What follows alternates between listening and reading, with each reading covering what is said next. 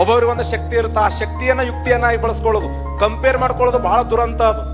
ಅವ ನನ್ನಂಗಿಲ್ ನೋಡು, ಇವ್ರು ನನ್ನಂಗಿಲ್ ನೋಡು, ಅವ್ರಂಗ ನಾ ಇಲ್ಲಿ ನೋಡು, ತಗೊಂಡು ಏನ್ ಮಾಡವನಿ? You are great person. ಈ ಭೂಮಿ ಮೇಲೆ ನಿನ್ನಂಗೆ ಯಾರು ಇಲ್ಲ, ಈ ಜಗತ್ತಿನ ನನ್ನಂಗೆ ಯಾರು ಇಲ್ಲ. ನಾ ಏನ್ ಅನ್ಬೇಕು ಅಂತ, ನಾನೇ ಒಂದು ಬ್ರ್ಯಾಂಡ್, ನಾನೇ ಒಂದು ಶಕ್ತಿ, ನನ್ನಲ್ಲಿ ಒಂದು ಅಗಾಧವಾದ ಶಕ್ತಿ ಇದೆ ಅಂತ ನಮ್ಗೆ ನಾವು ಬರೀ ಅಳ್ತಿರ್ತಾವ.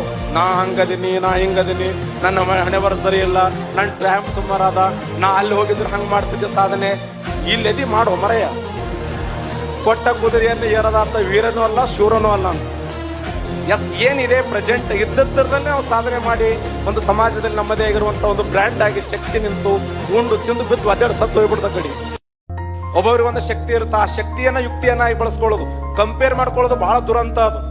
ಅವ ನನ್ನಂಗಿಲ್ ನೋಡು, ಇವ್ರು ನನ್ನಂಗಿಲ್ ನೋಡು, ಅವ್ರಂಗ ನಾ ಇಲ್ಲಿ ನೋಡು,